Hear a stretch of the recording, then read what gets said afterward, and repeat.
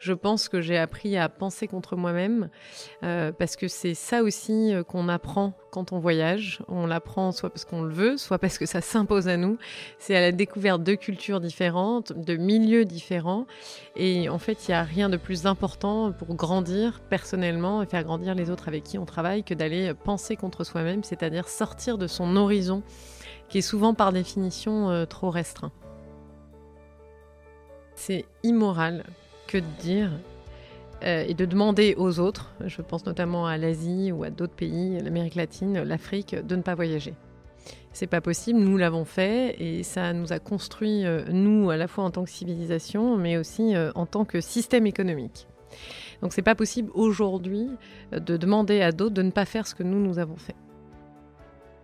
Mais regardez, aujourd'hui, on se parle, on est le lendemain d'un accord à la COP28. Pensez un seul instant qu'on va résoudre les questions liées au réchauffement climatique, à l'érosion de la biodiversité, à la perte de ressources, sans que précisément les décideurs, mais aussi tous ceux qui font la transition écologique ne voyagent pas pour se rencontrer, pour parler, pour se mettre autour de la table, c'est impensable.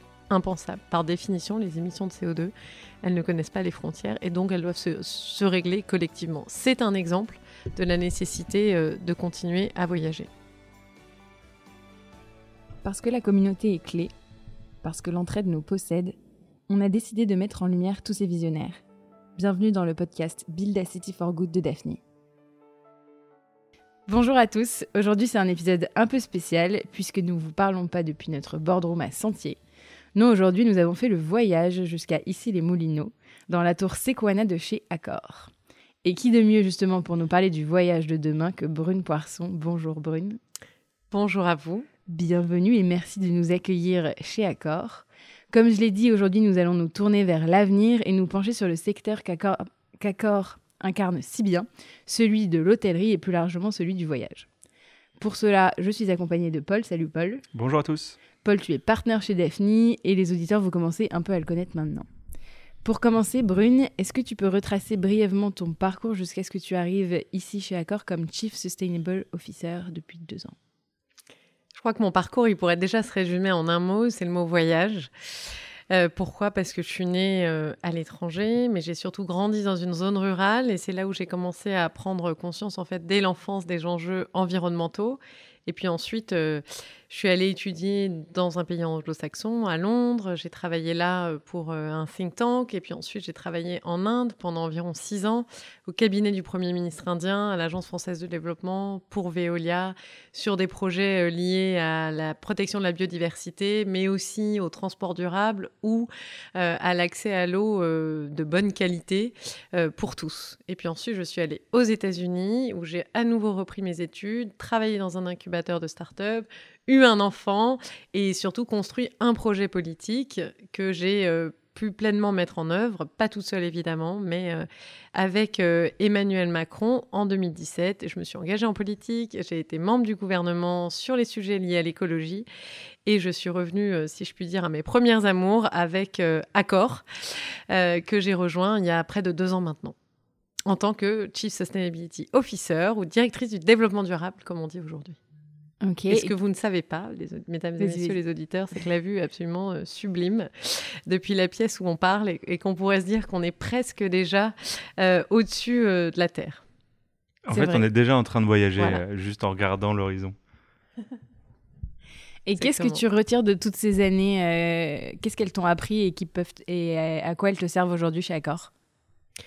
Ah, mais elles sont toutes absolument essentielles. Elles me construisent évidemment dans mon quotidien. Je pense que la première chose, elles m'ont appris quelque part à... Alors évidemment, on croit toujours qu'on a une capacité d'écoute qui est plus grande que ce qu'elle est réellement, mais malgré tout, je pense que j'ai appris à penser contre moi-même parce que c'est ça aussi qu'on apprend quand on voyage. On l'apprend soit parce qu'on le veut, soit parce que ça s'impose à nous. C'est à la découverte de cultures différentes, de milieux différents. Et en fait, il n'y a rien de plus important pour grandir personnellement et faire grandir les autres avec qui on travaille que d'aller penser contre soi-même, c'est-à-dire sortir de son horizon qui est souvent par définition trop restreint.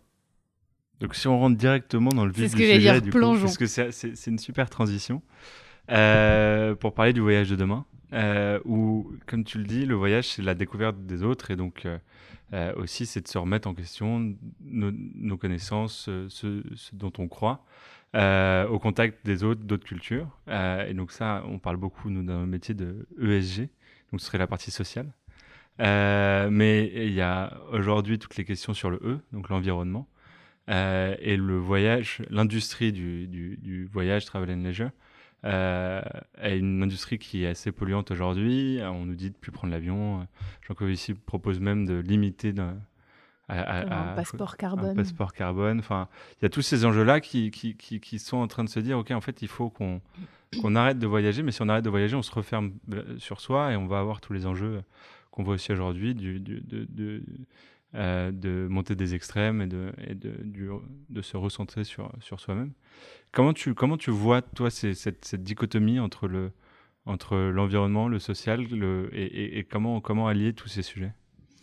Je pense que la première chose d'abord, c'est qu'on ne peut pas dire décemment, quand on est une personne occidentale comme nous, ici autour de la table, c'est immoral que de dire et de demander aux autres, je pense notamment à l'Asie ou à d'autres pays, l'Amérique latine, l'Afrique, de ne pas voyager.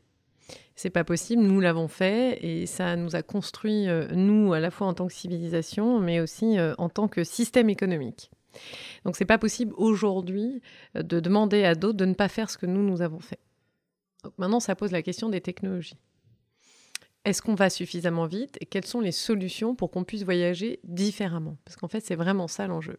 Donc je pense que là, il faut travailler sur deux choses. Évidemment, accélérer considérablement la recherche et l'innovation sur de nouvelles façons de voyager quand il s'agit de prendre l'avion. Et ensuite, changer aussi en profondeur les comportements. Voyager moins loin, plus longtemps. Parfois en famille, savoir allier, et c'est d'ailleurs toute la force d'Accor de proposer ça, d'allier à la fois une partie voyage et une partie voyage d'affaires, donc voyage de plaisir et voyage d'affaires. Bref, faire évoluer les comportements et aussi embrasser plusieurs modes de transport qui sont différents. Nous, évidemment, chez Accor, on s'y attelle, mais je pense que plus largement, dans les sociétés occidentales, il commence à y avoir cette prise de conscience-là. Mais regardez, aujourd'hui, on se parle, on est le lendemain d'un accord à la COP28. Pensez un seul instant qu'on va résoudre les questions liées au réchauffement climatique, à l'érosion de la biodiversité, à la perte de ressources, sans que précisément les décideurs, mais aussi tous ceux qui font la transition écologique ne voyagent pas pour se rencontrer, pour parler, pour se mettre autour de la table, c'est impensable. Impensable. Par définition, les émissions de CO2, elles ne connaissent pas les frontières et donc elles doivent se régler collectivement. C'est un exemple de la nécessité de continuer à voyager. Et donc, c'est continuer à consommer, mais consommer différemment, si je résume. Continuer à voyager en essayant de faire en sorte que ça n'implique pas une consommation qui est, et il faut quand même regarder les choses en face, détrimentale aujourd'hui pour l'environnement et pour l'environnement, le réchauffement climatique, la biodiversité.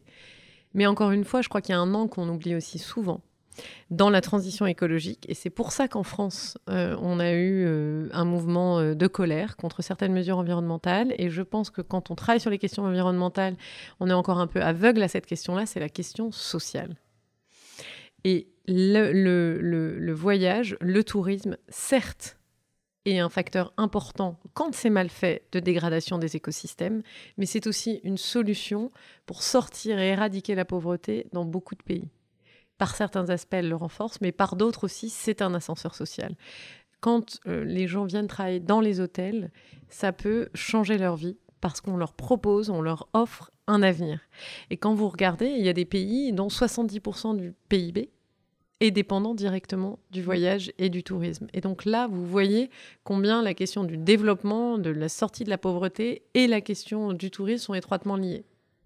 Et en plus, ces pays qui sont du coup directement impactés par le tourisme sont obligés de garder leurs écosystèmes et leur biodiversité et se poser les questions de l'environnement, parce que par exemple, si on prend la question des Seychelles ou du tourisme où les gens viennent voir, c'est pas du voyage culturel, mais du voyage pour voir des paysages et tout ça, ils ont besoin du coup, pour garder ce 70% de PIB, de protéger leur écosystème.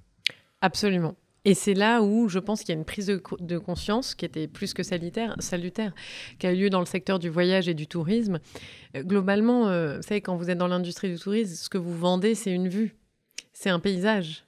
Et donc, quelque part, c'est le comble du comble de la marchandisation de la nature. Mais ça peut aussi être dans le bon sens. C'est que, exactement comme tu dis, puisque c'est ça qui est le cœur et la motivation et le fait que les gens voyagent pour cette raison, pour avoir accès à une vue extraordinaire, à une plage unique, et bien du coup, ça doit devenir aussi les premiers promoteurs et les premiers préservateurs ça se dit préservateur, je sais pas, les premiers protecteurs en tout cas de cet écosystème. Et c'est vraiment, nous chez Accor, c'est ce qu'on s'attache à faire. On est en train de rentrer vraiment dans une logique de contribution où on veut travailler, et c'est ce qu'on fait, main dans la main avec des municipalités, avec des ONG, avec nos clients, pour s'assurer qu'on préserve l'environnement. Pour vous donner un exemple très concret, qui pourtant a un impact important, qui est la suppression du plastique à usage unique. Beaucoup nous disent c'est très facile d'avoir fait ça. La réalité, c'est que c'est extrêmement difficile sur plein de sujets différents,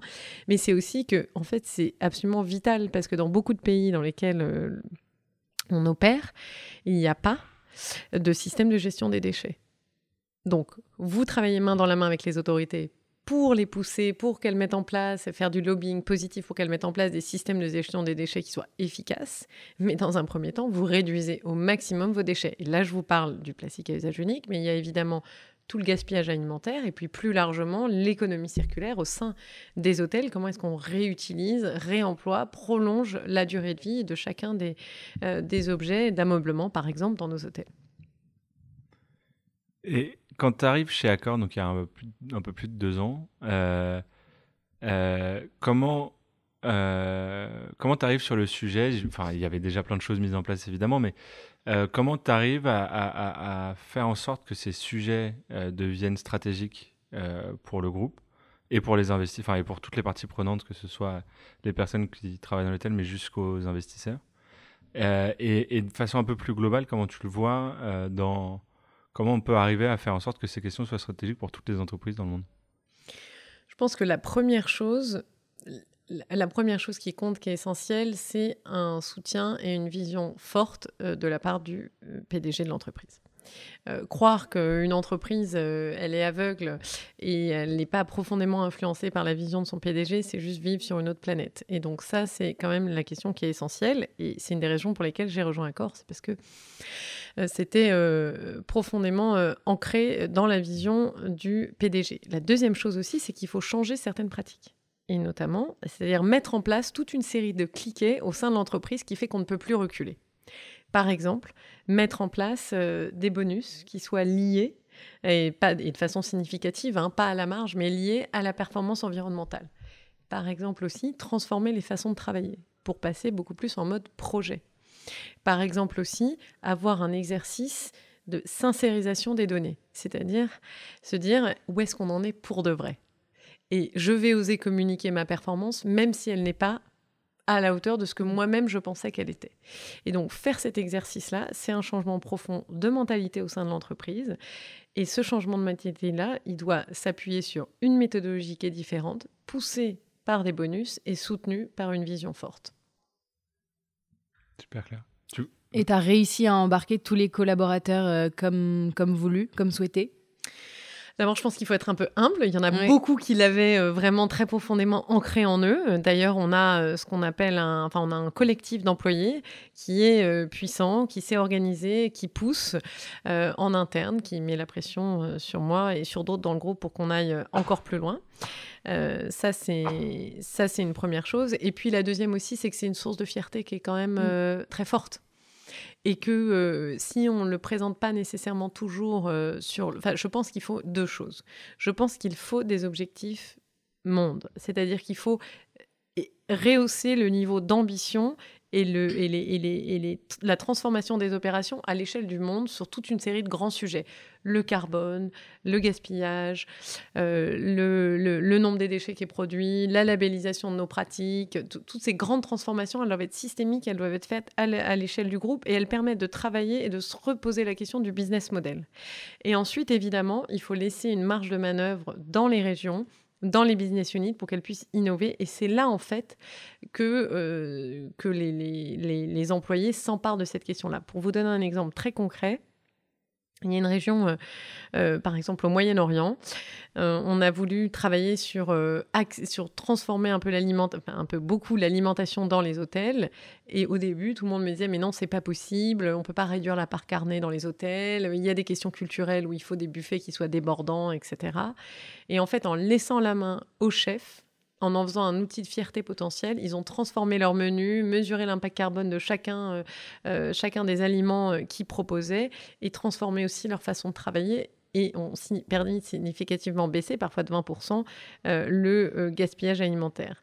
Donc, tout ça pour dire que c'est vraiment un système de vase communicant et c'est comme ça que ça doit fonctionner. Je pense que c'est le cas dans beaucoup d'entreprises, mais en tout cas, c'est comme ça qu'on le fait chez nous. Et du coup, si on revient un peu à notre vision du voyage du futur, l'hôtel du futur, pour toi, dans 5 ans, dans 10 ans, il ressemble à quoi? Est-ce qu'il ressemble à celui qu'on a déjà aujourd'hui? Est-ce que c'est la même expérience utilisateur, mis à part que les buffets sont moins garnis? Je pense que l'hôtel du futur, c'est un hôtel dans lequel dormir, c'est-à-dire avoir un lit, est totalement marginal dans l'expérience. En fait, pour moi, l'hôtel du futur, c'est un hôtel qui est profondément intégré dans sa communauté. Parce que quand vous y pensez, l'hôtel, c'est quelque part le symbole du gaspillage. Parce que ce sont des grands bâtiments, souvent, avec des grands lobbies, qui sont très chauffés ou très refroidis. Alors évidemment, on travaille sur la température dans les hôtels, mais ça, c'est un autre sujet. Et donc, l'objectif, c'est vraiment de se dire comment est-ce qu'on maximise l'utilisation de ces espaces. Et donc, comment est-ce qu'on fait de nos lobbies des endroits qui peuvent accueillir d'autres commerces, et des commerces aussi de type différent, qui n'auraient pas forcément la possibilité d'exister s'ils ne pouvaient pas venir dans les lobbies. Et donc, ça attire aussi de la population du quartier dans les hôtels, les transformer en lieu de vie. J'ai l'habitude de dire, il y a le premier lieu qui est la maison, le second lieu qui est le travail, et il y a le tiers lieu qui peut être et qui doit être l'hôtel. Où ce soit vraiment une plateforme ou de services nouveaux. Pourquoi pas envisager aussi, au-delà du fait que certains pourraient venir y travailler, c'est ce qu'a fait notamment Accor au sortir du Covid et le fait encore, mais par exemple accueillir des crèches, accueillir des écoles, accueillir des pensionnats, accueillir des services publics. Je ne dis pas que ce sera le cas pour tous les hôtels, mais ça peut aussi être un exemple. Et quand on regarde, en fait, finalement, chaque pièce, chaque lieu de l'hôtel, et c'est ça la magie de l'hôtel, c'est qu'en fait, c'est une petite ville, c'est un village, un hôtel. Et donc, on peut agir de façon très significative sur l'ensemble des postes du quotidien de la vie des citoyens. Et est-ce que tu penses que l'hôtel de demain sera beaucoup plus digitalisé? Il y a pas mal, l'essor de l'IA est assez important. Et comment est-ce que ça sera conjugué au fait que c'est quand même une industrie qui est basée sur l'humain et le contact entre personnes? Je pense que ce sera plus que jamais, l'humain est au cœur de l'hôtellerie. Et en tout cas, il doit le rester. Et évidemment, c'est très tentant parfois de se dire qu'on va mettre un ordinateur à la place de quelqu'un la nuit pour le check-in, pour des choses comme ça. La réalité, c'est que je pense qu'il faut lutter contre ça. Parce que c'est une des propositions majeures de l'hôtellerie et parce que je ne suis pas sûre que ce soit ce que les consommateurs, ce que les clients, ce que les guests veulent. Et pour revenir sur la question initiale, je pense qu'on ne fera pas la transition écologique sans la transition digitale. Et qu'en fait, les deux vont main dans la main. Et c'est justement là aussi où on aura besoin de l'humain. C'est pour guider les outils digitaux. Ils seront aussi guidés, évidemment, les humains par le digital, mais pour améliorer la mesure de la performance. Et justement, un hôtel, c'est particulièrement difficile à gérer d'un point de vue environnemental quand on y pense. Où est-ce qu'on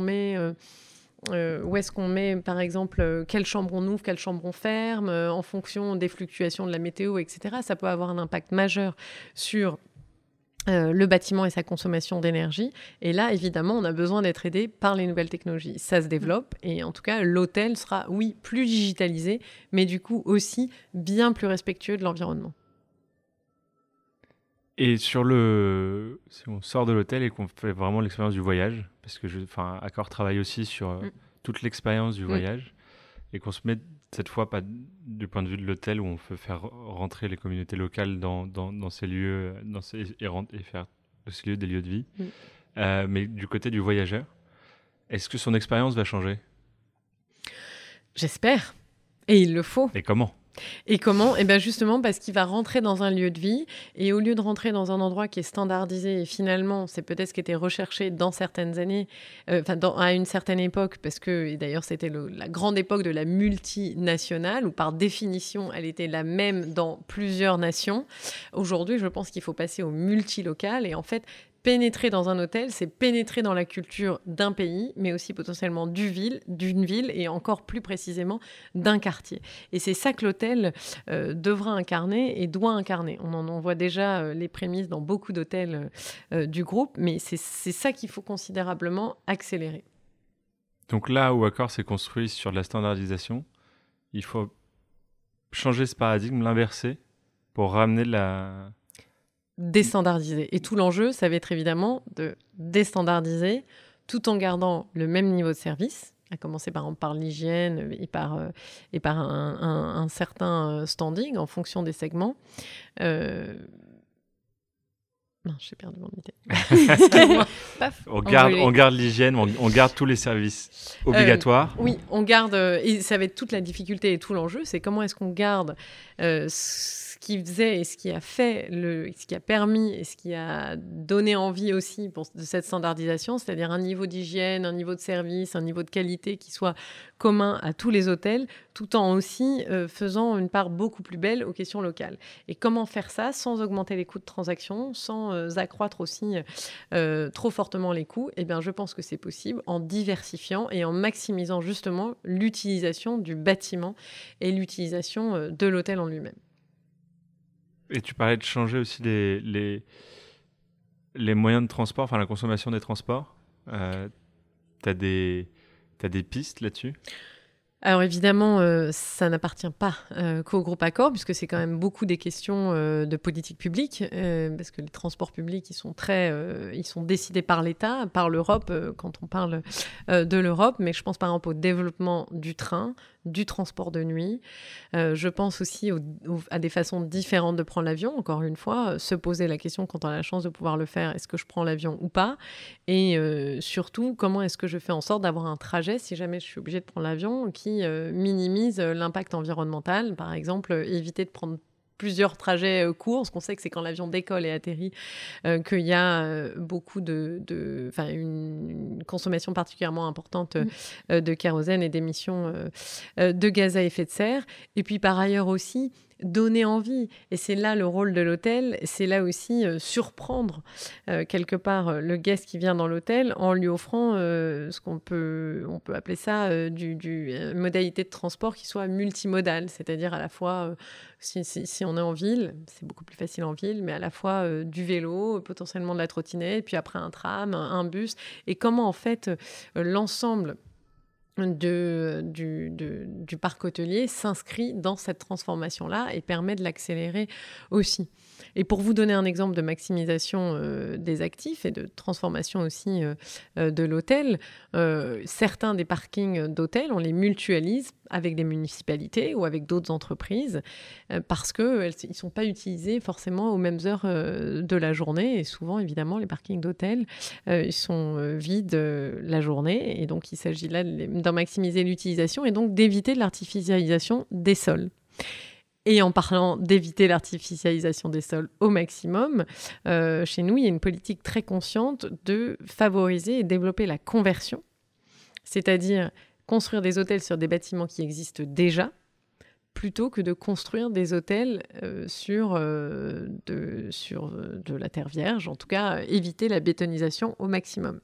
Et cette approche-là consciente, surtout dans des pays asiatiques ou ailleurs, c'est difficile, c'est exigeant, mais on pense que c'est nécessaire de le faire. Et c'est quoi les gros défis de cette industrie? Parce que je crois que si on met quelques chiffres dans la balance, il y avait 850 millions de voyageurs en 2022. En 2030, ce sera 1,8 milliard. Donc, c'est une des industries qui va connaître la croissance la plus fulgurante. Comment on fait pour pour absorber cette croissance tout en essayant de réduire justement sa consommation et en gardant une expérience client-guest la meilleure qui soit? 95% des gens qui voyagent vont dans 5% des mêmes endroits sur Terre. Donc déjà, une des premières choses, c'est participer à équilibrer les flux sur les territoires. Repenser aussi les politiques publiques. Est-ce qu'on a besoin de tous aller au même moment, au même endroit ? Travailler aussi avec les influenceurs qui développent beaucoup quand même certains attachements et un développement exponentiel de certains endroits. Donc déjà, travailler main dans la main avec les autorités locales, avec les autorités publiques pour se dire comment est-ce qu'on répartit les flux, ne serait-ce que à l'échelle d'un même territoire. Ensuite aussi, évidemment, accélérer, participer à l'accélération du changement culturel sur les façons de voyager. Si je disais qu'on ne pouvait pas empêcher décemment, parce que c'est moralement insoutenable de dire aux Asiatiques, par exemple, qu'ils n'ont pas le droit de voyager comme nous, on l'avons fait, je pense que nous, on peut et on doit continuer à explorer des façons de voyager qui soient différentes. J'en ai parlé. Le train. Repasser sur un temps qui soit beaucoup plus long. Et puis, enfin aussi, et ça, c'est une des difficultés de l'industrie hôtelière, c'est que c'est une industrie qui est extrêmement fragmentée. Et il y a quand même beaucoup plus de milliers de tout petits hôtels indépendants que de grandes entreprises de l'hôtellerie. Et donc, la question, c'est comment faire en sorte qu'ils puissent arriver à travailler ensemble pour trouver des solutions communes. Je pense, par exemple, rien que pour citer un exemple, on sait très bien que les mangroves ont un rôle majeur à jouer pour éviter des tsunamis, des inondations et résister aux événements climatiques extrêmes. Est-ce qu'on ne peut pas imaginer, et pour ne rien vous cacher, on y travaille, que dans certains endroits, l'ensemble des acteurs hôteliers travaillent main dans la main pour préserver ces mangroves et par exemple en échange avoir un peu moins un premium sur leur assurance qui soit un peu plus bas. Et donc c'est ce type de mécanisme-là qu'il faut inventer parce qu'il faut que vraiment le secteur se dise que les écosystèmes naturels sont offrent des services aux bienfaits indescriptibles à l'industrie. Et donc l'industrie hôtelière doit et peut devenir le premier défenseur de la nature, défenseur de l'environnement, parce qu'encore une fois, je répète, ce qu'on vend, nous, c'est une vue, c'est la nature. Est-ce que tu as d'autres chiffres ou un fait marquant sur l'industrie de l'hôtellerie ou du voyage plus globalement qui t'a marqué récemment ? Oh, il y en a énormément. Moi, un qui m'a marqué, c'est qu'il y a plus d'un emploi sur 10 dans le monde qui est dépendant du tourisme et du voyage. Un emploi sur 10 dans le monde, c'est absolument colossal. Donc ça, pour moi, c'est un chiffre qui est marquant et qui montre que vraiment le secteur doit s'emparer plus que jamais de cette mission sociale. Elle est primordiale. Elle est primordiale parce qu'on sait qu'en plus de ça, après le Covid, beaucoup de gens sont retombés dans la pauvreté. On l'a très bien vu avec l'inflation, avec ces questions-là. Et donc, c'est un facteur d'égalité des chances, de stabilisation des sociétés qui est absolument crucial. Ça, c'est un des chiffres, par exemple, je pense qui est important à avoir en tête. Ensuite, il y en a énormément. Il y a un autre chiffre, par exemple, qui concerne plus spécifiquement Accor, mais on sert 150 millions de repas par an. 150 millions de repas, c'est absolument colossal. Ça veut dire qu'on est une entreprise agricole. C'est ça que ça veut dire. Parce qu'en réalité, on est profondément dépendant de l'agriculture, puisque c'est là qu'est produit l'alimentation. Et donc, on sait très bien, les sols et préserver les sols permet de capter énormément de carbone. Et donc, on a aussi tout un travail qui est très engagé sur l'alimentation. Et par exemple, on va lancer un travail sur le cacao, sur le café, sur la viande, parce que c'est là qu'on pense qu'on a aussi un impact majeur. Et donc, quand on pense hôtellerie, certes, il y a les nuitées, mais il y a aussi beaucoup les repas. Tout à fait. Paul, est-ce que tu as une dernière petite question ? Non, je m'en mets toujours pas du 10% des emplois sont liés de près ou de loin à ce secteur. C'est majeur. Ouais. Non, c'est bon pour moi. Moi, j'ai une dernière question. Tu as été amené à beaucoup voyager. Quel est le lieu qui t'a le plus surpris par sa beauté, par son exotisme ? J'ai le droit d'en donner 2 ? Bien sûr. Il y a le premier qui est quelque part le plus facile mais qui me surprend à chaque fois, c'est là où j'ai grandi, en Provence. Et puis le deuxième, c'est... Oh non, j'ai envie d'en dire 3. Allez, 3, soyons fous. Faisons le top 3. Le top 3. Je dirais que le deuxième, c'est Orcha, au Madhya Pradesh, en Inde. Et le quatrième, c'est Bagan, en Birmanie. Celui-là, je le valide. Extraordinaire, on est d'accord. D'accord. Voilà, on a une chance inouïe d'avoir vu ça, donc on ne peut pas empêcher d'autres de voyager. ce sera le mot de la fin. Merci beaucoup, Brune, pour ton temps. Merci, Brune. Merci beaucoup. C'était passionnant. Et on invite les auditeurs à partager ce podcast autour d'eux et on vous dit à très vite. Et à imaginer la vue. À très vite. Merci. Merci.